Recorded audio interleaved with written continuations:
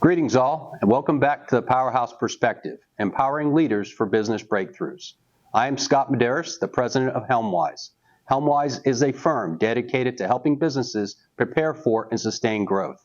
In this episode, my co-host, Chandler Rose, CEO of the Rosewood family of companies, and I discuss the origins of Helmwise, and we also introduce a metaphor that we'll use in subsequent episodes to help businesses understand and bring clarity to business challenges. As John C. Maxwell says, the clarity of vision brings clarity of priorities. So hope you enjoy this particular episode of the Powerhouse Perspective, and if you have a topic that you would like us to discuss on future episodes, please send that information to info@helmwise.com. Thank you for listening and enjoy the podcast. Well, good day everyone. Welcome back to the Powerhouse Perspective with Chandler and Scott. Or Chandler and Scott. I probably should do it that way. A little bit easier for those watching on the YouTube video. Wouldn't have made sense otherwise. So excited to be here. So second session as we continue down this path of Rosewood and Helmwise sharing their thoughts on business and other areas of life and leadership and things like that. So pretty pumped to sit here with you, Scott, and walk through your ideas on how business, Helmwise, where it can help the world, and how it goes from here. Yes, it's always great to be talking with you, Chandler. And I think the name of our podcast, the Powerhouse Perspective, is pretty good. You come with a wealth of CEO experience. I come from the COO side, and we understand how important it is to have that great partnership between the CEO and the operations side, the COO position. So I think between the two of us, we can cover a lot of landscape that would be very beneficial to our listeners. Yeah, I mean, you add to that certainly the size of operations from very small startup on my side to, a small mid-sized company, and you can speak a little bit to your history of, gigantic Fortune 50 operations that are global and scale and deals that are much larger. So certainly bringing, the full spectrum into the conversation, I think is helpful and unique.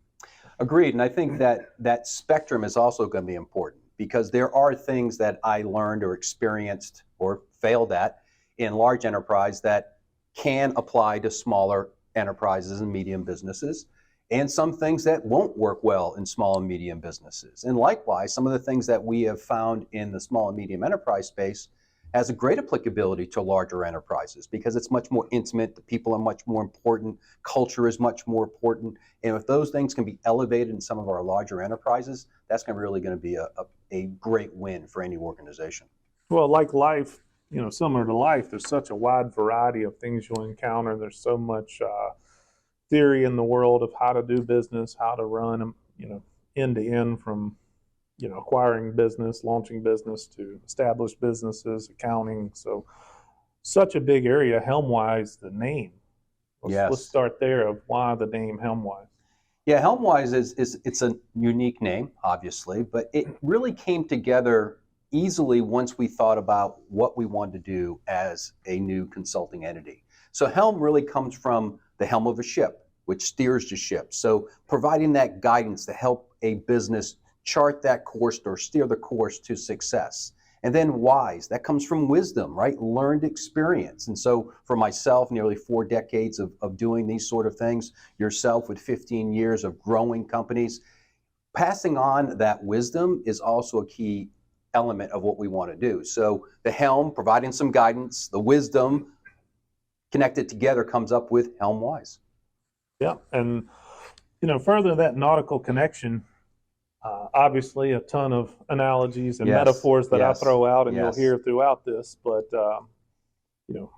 talk a little bit about your recollection of why you decided to push that as sort of the metaphor, the nautical theme. Yeah, the nautical theme has a connection to myself as well. I think for those who listen to the first podcast understand that I'm a former Marine Corps aviator. If you haven't listened to the first podcast, go back and listen to it. So there is an affinity to the sea, right? The Marine Corps is actually part of the Department of the Navy, and I spent a lot of time bouncing, as we call in the aviation term, off of different ships. So understanding what happens with sea states, how important the ship is, both as an oasis when you need fuel, and also something that has its own little ecosystem of people and processes and teams and interactions, is a great metaphor for what we go through with business. The environment that's out there is very uncontrollable in the business environment, the economics conditions, all of those sort of things, no different than a sea state, right? Yes, there are some predictability to it if you're getting an appropriate forecast, and maybe you've got the currents of the jet stream that you can predict a little bit, but it doesn't take a whole lot for the sea state to suddenly change. And if you're caught out there in those conditions without having a good, stable ship, then it could be a difficulty. And the ship could be the business, right? How have you designed your business? And more importantly, the captain of the ship. And maybe you can talk a little bit about the importance of a captain. Sure. I think I'll back up to where you and I really, Sure. I remember we went to a whiteboard and we had a discussion of a business situation that I think got Scott angry, which is possible to do coming from his background and training. I call it intense. Intense. He Yes. became intense. Yes. And so, I kept giving this example of, view the business as a ship. These other things that everyone keeps complaining about are like the weather. Yes. There's only so much we can do. We can't control necessarily the economy. We can't control, especially during this current time, the way the Fed is responding, trying to Right. cool off inflation, raising rates, changing consumer buying habits, your traditional inputs that may have more predictability in how business will react in construction, retail, across banking, all those types of things. They're kind of off the table, have been since COVID. They have been since. So Scott said, well, what can we do? And I said, well, Scott, we can take this time and drew on the board the hull of a ship. We can decide, do we need to modify the way that ship is built? Yeah. Do we need to create it more for stability, more for speed, more for rough weather? If we think that's the next 3 to 5 year, picture of what's going to happen.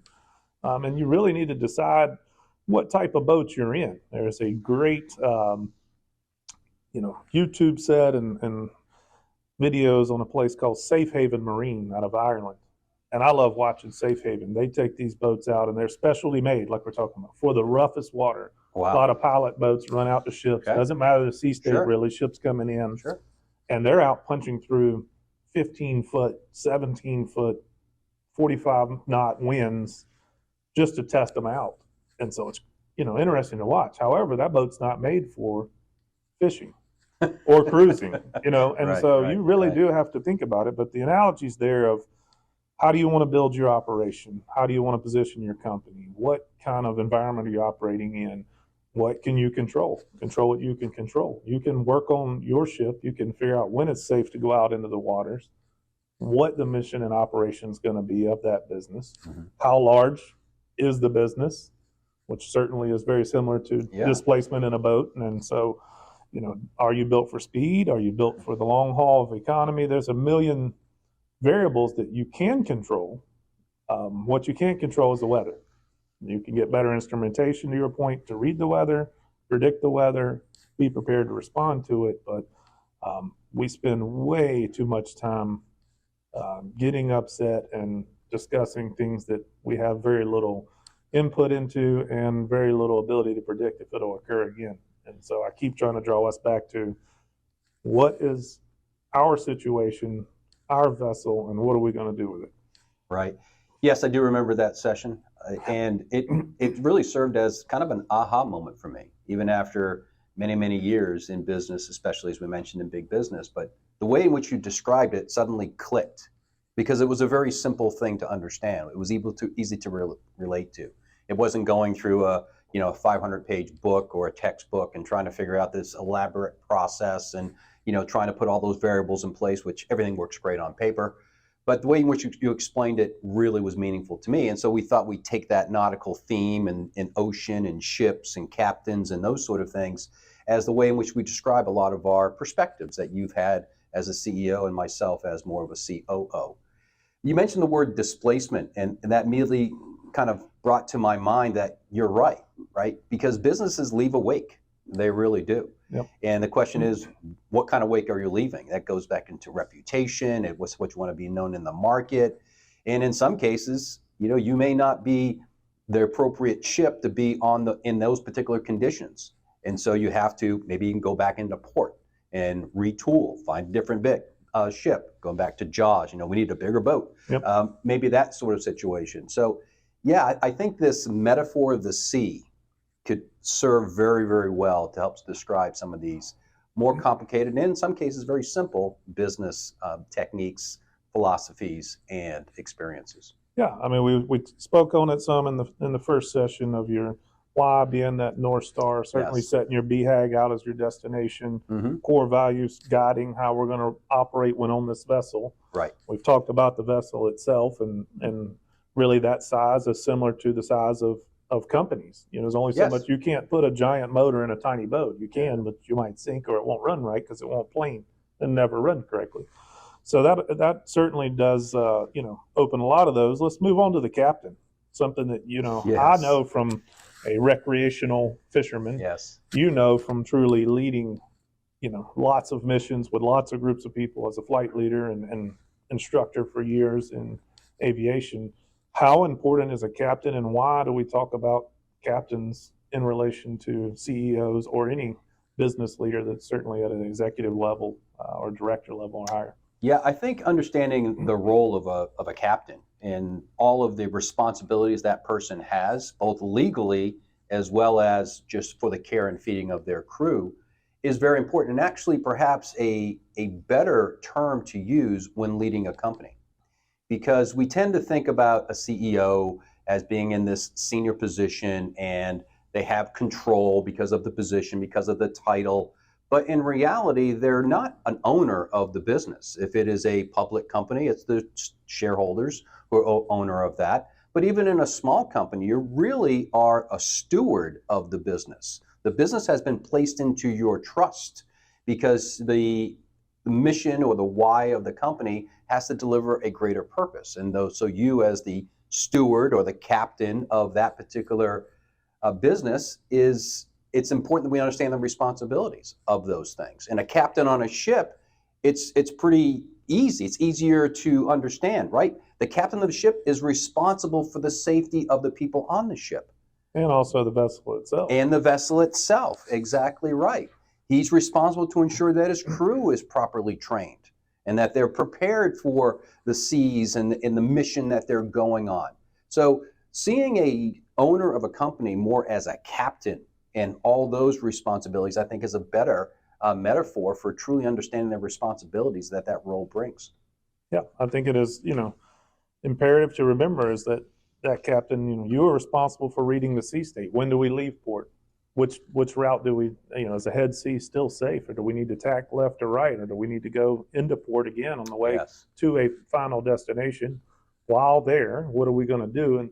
And as we continue to walk down this road of Helmwise and kind of the frameworks which are very, wide and deep Mm-hmm. for you, but certainly we will talk about whitecaps, talk about the growth of business, how we use situations such as now in certain industries, because it's going to be, very disparate the way that the economy reacts. So if you're in mortgages right now, you're in big trouble. IT's had a bumpy road for a little bit, at least Yep. those professionals out west. Yep. Certainly some of the mid-sized and small banks have had a bumpy road lately. I do believe it'll continue to be very hit and miss of whether or not you're hitting it. And what do you do with your crew at the time that you cannot continue forward momentum? Wow. And I think that'll be part of when we walk through those whitecaps and discuss. That'll be hopefully useful to the folks listening, but certainly has guided us and the leaders that are in our family and companies as they look to this year and the coming growth in their 3 to 5 year plan, their BHAG.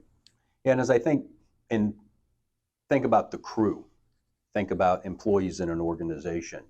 Wow, there are a lot of different paths we can go down there, right? So, how do you even get the crew to sign on, right? Oh, yeah. Why should they come to your ship? Why would they want to go on this particular journey? That goes back into the why and those sort of things. And then once you have them on board and you're now out to sea, how do you keep them motivated? How do you keep them focused? How do you deal Don't want with mutinies. Yes, how do you don't want any mutinies, exactly. How do you keep them, keep the relationships in place and those sort of things, and knowing truly when you need to pull into port because you may need to offload some crew and bring on new members of the crew. Or the leeward side of an island. You just need to kind of pull it in a little bit. Let's Yep. We're not going to a port, but we need to take a little shelter, analyze where we're going to go and how we're going to go forward, and then head back off. And so that is certainly the real life of business. Everyone loves the hockey stick. They love the IT world of the unicorn. They love in their head to think, I'm going to start a business and it's some linear line and then all of a sudden it'll take off. That is extremely, extremely rare. I mean, the real reality is each of those whitecaps as you grow, what made you reach that next level, a lot of that causes the problems as you grow. So then you have to go back, retool, and you may see it financial, but certainly in your management and keeping your crew on board. Sure. The crew that helped you launch, the crew that got everyone motivated may not be the crew that once you're in a large growth cycle, or if you're a mature business and you've kind of leveled out, how do you keep the rest of the crew motivated, excited, and what do you use as your rah-rah rallying cry? Right. That certainly changes. That galvanizing changes. Yeah. And then obviously decline, we'll talk about later, is another area that it is natural. If you're going to run a cycle all the way out, if you sold, phones, we look at a lot of technology around us right now. Absolutely. You don't want to lose that sales cycle early, but it will end. The next technology, the next fad, the next, end factor, as we know from a lot of the clothing, it'll probably circle back eventually, but you don't want to be providing the same service and product. You need to retool. And so there's a natural cycle that we'll spend a lot of time on as we go through these. We call seasonality, which overlays us, of course, with the whitecaps that we will continue to talk about. But I do believe those whitecaps, the way the ocean runs, the way you view your business as the boat or the ship, depending on how large it is, how many crew members, how do you feed, how do you care, how do you motivate, is an easier way to view a very abstract discussion on business. Yes, as you were talking about that, I wrote down here on my notes, the journey, right? What sort of journey are you on? Are you on just a day cruise? You're going out just to do some fishing and come back that evening? Or are you going on a long haul? It's a transoceanic voyage, right? You're going to need a different crew. You're going to need a different boat. You need better plans. You definitely need a North Star that's going to chart you towards where you're trying to go. Versus, if you're staying within sight of land, it's very safe, it's very easy, but guess what? You're not going to see a whole lot of the world if you stay close to the shore. Well, so, you think of, first thing comes to mind on your day trip in business to me are your cornhole, your companies that launch more of a fad type of super popular. It's a big deal, but it certainly has a finite run on it. Oh, yes. And so even in the beginning that is kind of a short journey. So are you going to become a long-term company that tries to replicate the next fad, or are you just going to take that short trip out, enjoy what you caught, come back in and either launch something else, sell it to someone else, or what is your plan there? So that is kind of what popped in my head on that industry is really a lot of the fad things you see that run that sometimes amaze me when people continue to act as if that's a 5 or 7 year map, and pretty clearly, the next beach season generally brings in the next cool item. Pickleball is the hot item now. Paddleball at one point. I mean, they run the whole gamut of, horseshoes even came back for a while on the beach a lot. So I just made me think of it as continuing down this coastal theme. Yes, actually, when you were saying that, this is why, again, I love this sea metaphor, because so many things come to mind and are so applicable to business. You mentioned seasons a couple of times already, and your business is going to go through different seasons. Really? And is it prepared for each of those seasons? I think at one time we had a discussion about having your pleasure craft or even your fishing boat versus having an icebreaker. Right? When there are going to be times you need an icebreaker, but you certainly don't want to create or build an icebreaker that you're going to keep down in tropical waters. That makes no sense. No. However, if you understand the season you're going to go to is going to involve, some sea ice, then you're going to make sure your hull is prepared to go through those conditions. And so there's just, again, so many different tentacles we could use in this metaphor when it comes to business. So I think it's going to be a good one for us. Yep. One that we touched on but didn't spend much time is the journey itself. as Scott knows, I spend a lot of time on things that are non-business and bring them back to the table when we talk business. And so that journey of life, journey of even if you like literature, math, science, certainly technology, you are jumping into an epic, even you being born, we're born to parents, a family name, some legacy, a community. Maybe if your family doesn't have a strong, you're from whatever town. You're from Nashville, you get what everybody thinks of Nashville. Whether you like country music or not, that's what you get. And so business is very similar. Rarely do you launch and start from scratch. Even if you do, you are wisely, hopefully, picking a target market that has an established need, basic supply and demand, needed demand. All right, well, what's driven that demand up to now? How much time do you have to launch? Again, if we're in one of these fad type of businesses, and you're going to spend a whole year doing a marketing and research plan, by the time you nail it down, it may be wintertime again if we're going to stick on the combine two of these different there you go. analogies. Do you really want to leave in the winter without your icebreaker? That's probably not a good idea. So time is an interesting thing. Where you are in your journey, we talk about it a lot here, even with our leadership team. You come in as a new leader in a company, you of course want to make your mark. If you're a Collins follower, you will take your time and really evaluate the land, see what's there, but you'll also do the history of how it built up to this, to get not just the positives, but to get a lot of the things that did not work previously and understand why before you set out. Because a lot of times I don't know if set out's even the right word. The boat's already in the water. It's running. You got brought in. So maybe Scott flew you in on one of his helicopters from his old days and dropped you in, and congratulations. This is the boat you have, and you've got to get there. That's exactly right. And this is the crew you have as well. It is the crew you have. And then how long can you deal with them, and can they take you to the next destination? And can you upskill them and motivate them? What are your responsibilities with your values that you came into values that were established? So what a great insight around that history aspect you just mentioned, because you're absolutely right. If you're starting a brand new business, one would say, well, it's a new venture. There is no history. I'm the first in the market. Well, but you're not going to go into business without actually examining what makes a good business. Or, hey, when these sort of conditions, going back to the sea state, existed, how long did they last? Right? So you would look at the historical evidence and information available to you in order to better prepare yourself, your crew, and your ship for this journey you're about to go on. But more importantly, if you are making a trek across a long stretch of ocean and people have done it ahead of you, it would be silly not to learn what they've learned in making that journey several times before. So the fact that we don't spend perhaps enough time understanding the history of an organization is probably putting a lot of things at risk. We probably should take a step back and say, okay, I'm about to go this way. It is new, but I'm going to review the information that has happened previously in order to better prepare myself for this journey. So I think it's important that we do that as business owners. That takes a level of humility, certainly, to be willing to acknowledge the things that were done well by predecessors or others that are in the market.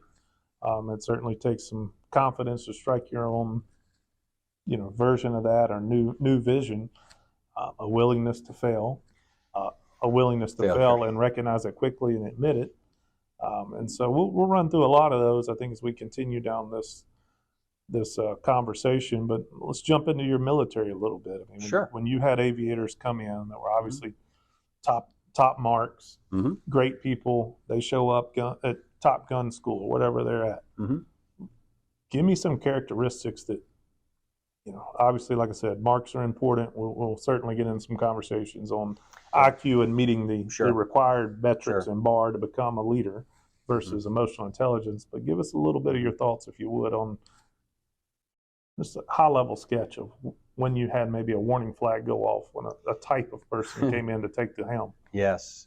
One of the earliest warning flags you usually get is perseverance. Military training in general is meant to put you through a lot of difficult situations, to see both how you're going to react and how you're going to adapt to this new condition, whether that's being sleep deprived, whether it's the physical demands of what you're trying to do. So it's early on that you can filter out those who don't have that tenacity, that perseverance, that intestinal fortitude to get through difficult times. And I think any business that makes the journey is going to go through difficult times. We probably learn more from the failures than we learn from the successes. And having a person who can go through a failure and be resilient enough to rebound after that is going to be a key characteristic for any member of the crew. So even in aviation, you're looking for the people who, hey, when things are getting a bit hectic, do they keep their head or are they panicked? I can tell you of an aviation story. We were on a mission trying to find this particular airfield. It was at night. We were flying over water along the coast. This was actually over in Japan. And we knew that in Japan, they tend to string power lines between land masses, between islands.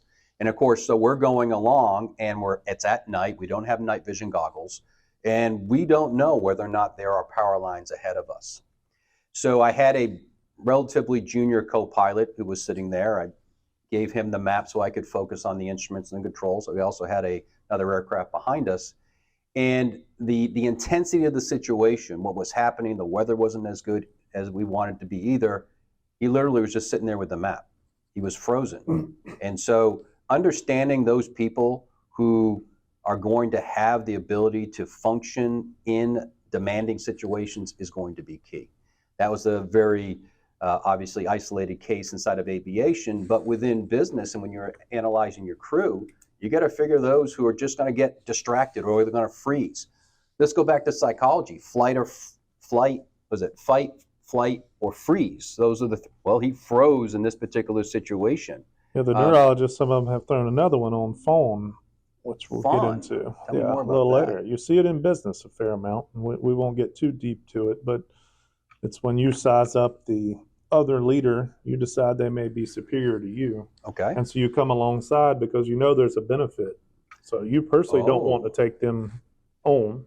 Okay. You see too much risk in that activity. And this happens a lot in nature. You see it a lot in chimps and stuff. So that's where they kind of drew it. And then they see that work out neurologically in your brain chemicals of getting some of the things you know a lot about. But oxytocin being the herd one. So when you herd up, you can herd up even in that fear moment with someone you think that maybe I don't want to challenge them, and the rewards are better than that challenge. So it happens a lot in business. And so we like to say it's cooperation. I've read recently that science has got to show in a lot of that cooperation is not actually cooperation. It's identifying that person has superior skill. I can't challenge them. I'm better off to go up and shadow and follow them. Yeah. And so they call that fawning as opposed to, so it's another survival technique that works. But to your question on really, you listed a long list of, resilience, certainly gratitude. We will talk about gratitude, resilience through hope and optimism and how to plot that new course when you see it. Fear is one that is usually misunderstood. Certainly in today's time, we talk about wellness and we talk about stress. There is obviously bad stress, but without stress, you don't grow. And there's this opinion that you will not face fear when in reality, the clinical psychology and a lot of what they're learning in neurology is you don't actually eliminate your fears as you start facing them. You become more confident and are willing to overcome them. If you watch a lot of your special forces guys that are honest, have been in battle, they don't stop being afraid. Courage is going in the face of the fear. Yes. And so if you're seeking out a situation without stress or without fear and with full certainty and without failure, the odds of you moving probably go a lot more towards flight or freeze. So it's an interesting topic that certainly we could spend a good hour or more on that one. But it plays out well. I think it is a crucial part of picking that leader. What about just a purely, you talked resilience, you talked obviously Yeah, a sort of freeze, tenacity and tenacity, that sort of thing. What about far as hubris or humility and Got to be humble. arrogance? Yeah, there's a great book by Patrick Lencioni called The Ideal Team Player. And he says the ideal team player has three qualities: hungry, desire, right? Passion, humble, right? The ability to admit their mistakes, they don't know everything, the bit to ask for help when they need it. And then finally, smart. And when he says smart, he means people smart. Emotional intelligence, understand the importance of relationships and keeping your emotions in check and the impact of your emotions on others. So I would say humility has to be a key component of anyone, because it kind of ties into learning. And you're not going to learn unless you truly fail. I mentioned it earlier that you learn more through your failures than through your successes. And you mentioned stress, just like the human body. Unless you put it under stress, it doesn't grow. A muscle doesn't grow unless you actually tear it down in many cases, and it rebuilds itself much stronger. You break a bone and the bone heals stronger. So we need individuals, leaders, and any members of the crew or the team in a business to want to undergo stress, because it is a prerequisite for growth. And knowing that you're going to be placed under stress and doing things that you haven't done before, you're going to make mistakes. You are going to fail, and have that humility to accept that failure, learn from that failure, and move forward. And so, yes, I think humility is another key characteristic. And obviously communication drives into another topic you are very well read on, is that humility is one of the best ways to build trust. Yes, exactly. So I'll give a little bit on trust, and obviously there's a lot of well-written books on trust and the importance of that. So. Trust. Again, we could spend a whole nother podcast just on trust, but probably the quickest way to describe it is trust is really broken down into two components: character and competence, right? So you got to be of solid character, good moral values. You've got to be reliable and have dependability as part of your character. And then there's the competence. And that is all about, well, how good are you doing at what you're going to do? So Stephen Covey's son, Stephen M.R. Covey, wrote a book called Speed of Trust, where he defined that those two characteristics were the important ingredients for trust. And he also spoke to the fact that if you look at getting results, it's usually a business strategy times execution equals results. Well, that equation actually needs to be modified. You need to add into it times trust, meaning that you're going to pay a trust tax in your execution if you don't have a decent level of trust in your organization. So the greatest strategy is not going to be executed very well. It's going to be taxed by a lack of trust within your organization. Therefore, it's going to have an impact on your results, obviously, a detrimental impact to your results. But also trust, in speaking, going back to Patrick Lencioni, wrote another great book called The 5 Dysfunctions of a Team. And he mentioned that the core foundation of building a team is trust. And you got to have that trust. And trust is really generated through character and competence, but also through vulnerability, right? Willing to say that I am not perfect. And hey, I do make mistakes and I do need help at times. And so having that vulnerability is the characteristic of helping build trust. But if you don't spend any time building trust with your team, whether it's your senior team or those who are going on the journey with you, then it's going to be very difficult to get any true success, because you lack the foundation. Your hull is already springing leaks before you leave port. So I would say that probably the keel of a boat has to be trust. So the keel of a business has to be trust.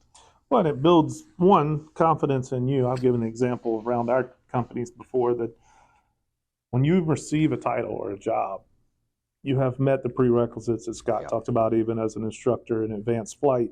So we expected you to do a great job. How do I know the boundaries and how do I trust you unless you raise your hand when you're overtaxed or you're in an area you don't understand?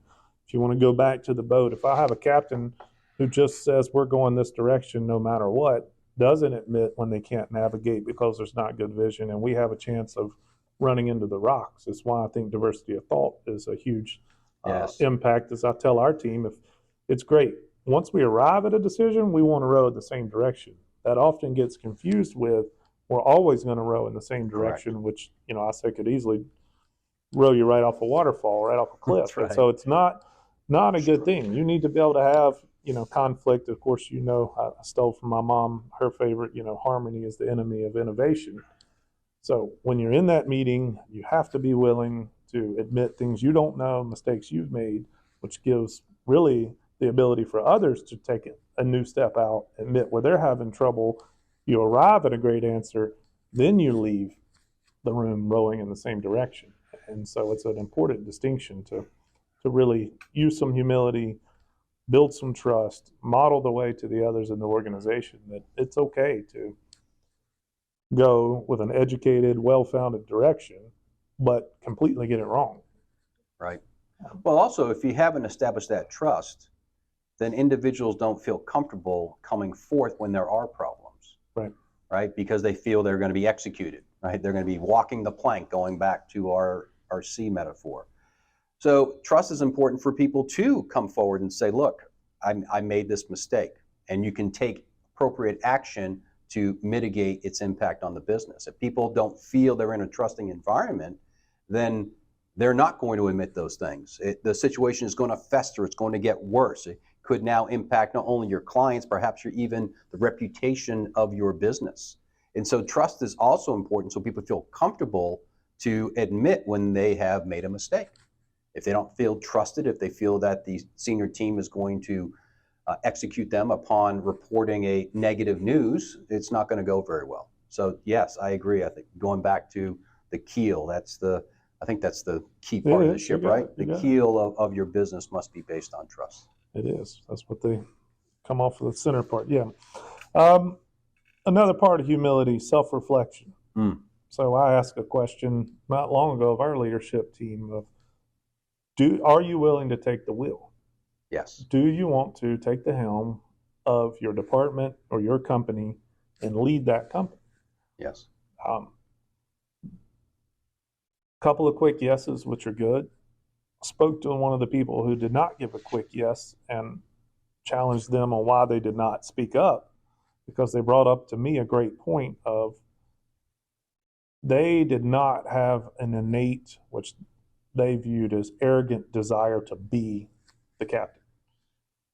They felt like they were willing to be the captain because they were in the situation and capable of being successful. And so they were happy, proud to take the wheel, but they weren't seeking fame, fortune, arrogance of, I want to be in charge, I want the title. Mm-hmm. You have another group that's kind of a third similar group that's probably a little more along the line of you and I, of we kind of take the approach, if we're going to go on this journey and it might crash, I would rather take the wheel than let somebody else take it.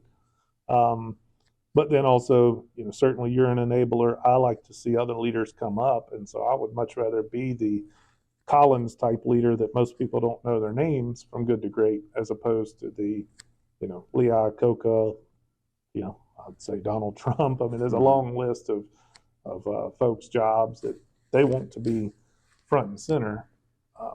All those motivation. They're all capable of being successful. So I don't want to discount that, but I do want to be clear. We are much more focused on selfless leadership.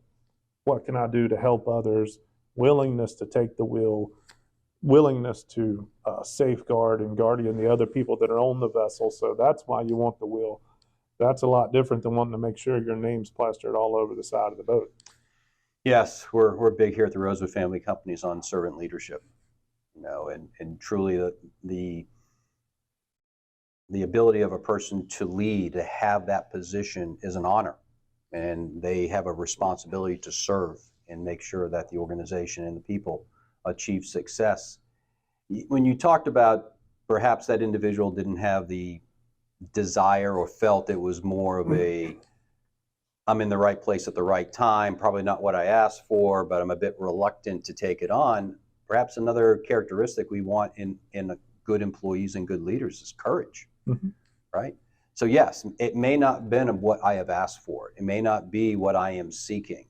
But in this particular point in our journey, they need someone to take the wheel. Right? So I need to have and I am best positioned, whether it's from experience or education or tenure inside the company. Yes, I'm going to step up to the wheel. And if we built that trust and environment and the crew understands that's the environment we got, then it's not a person by themselves. It's them with a crew around them to help them be successful. So I think another characteristic has to be courage to take that wheel and be willing to fail, as we talked about earlier. And if a person is there and they feel that the organization is on the right ship, the ship has been properly prepared, they've got a great North Star that they're following for, what safer environment could you be in, I guess? It does raise the bar, though, so it still takes a lot of courage. Does. Yeah, well, and again, so you take over a well-running machine. Who wants to be mediocre? I agree with that. That's the courage part, and certainly some self-confidence. Don't want to mistake that. It definitely takes self-confidence, but arrogance and selfless kind of a leadership, that stewardship of I want to make it better for the next person, for the employee, for the business itself, which is most important, because there are no employees and there are no customers, and there is nothing for the owner either if you don't actually set the vessel up for success. But you can go all the way back to, we spoke with a gentleman yesterday that had a George Washington bust, and it was more for that personality, not get into the other social type issues. But I mean, George Washington, if you go to learn about them asking him to be king and how reluctant he was to be president, if it truly was for his ego, the whole trajectory of the country would have been dramatically. He would have taken that and sat on his throne, and everything would have been fine. Been good. Get his fancy chair and be the next king over here. Right. And so there are good examples, and we'll certainly continue to delve into that, learning your history and the application of history, and certainly from the business and the reading and the depth that you bring to the table, you should learn that. You should learn a lot of the emotional intelligence and psychology. We spend a lot of time here on a wide range of that, from Goldman to Cialdini to certainly Q's, Vanessa Van Edwards, on how you deal and talk to people. Another one where competence is one of the two factors. That's right. Competency and warmth. Yeah. There you go. That's absolutely right. Gives you charisma. So we hear the competence part is, is a prerequisite. And I think that's the way leadership should see. When they reached the bar, competence was the requirement to get there. Now what? Which is when you do have to switch over into much more the psychology and emotional intelligence of how do I build trust? How does my team feel? How does my customer feel? Client feel? Partners feel? That's a big change in perspective, because you're moving from management, which is get it done, to leadership.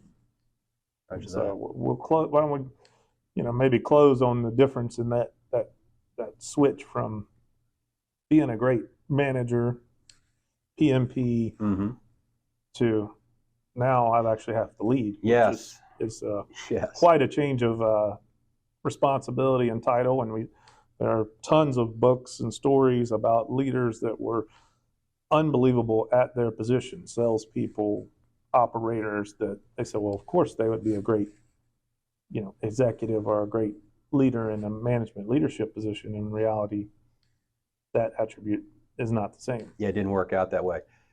There was early in my career, civilian career, I had a leader who described the difference between management and leadership this way. He said, management is doing things right. Leadership is doing the right thing. Now, I don't think he coined that, but it made sense to me. And often we think by being productive, being in charge, and getting things done is leadership. And in reality, it's not. It's management. So John Maxwell wrote a book called The 5 Levels of Leadership. And level 1 is what they call positional leadership. You're seen as a leader because of your title. And so many people aspire for the title. They just want the VP, they want the president, they want the director title, thinking that is going to designate them as a leader. Well, by title, they may be a leader, and those in their charge may understand that from a reporting structure, that person is my quote-unquote boss. But one of the most insulting things to me, believe it or not, is to be called a boss, right? I'd much rather be called a leader or a partner or a steward or any of those sort of things.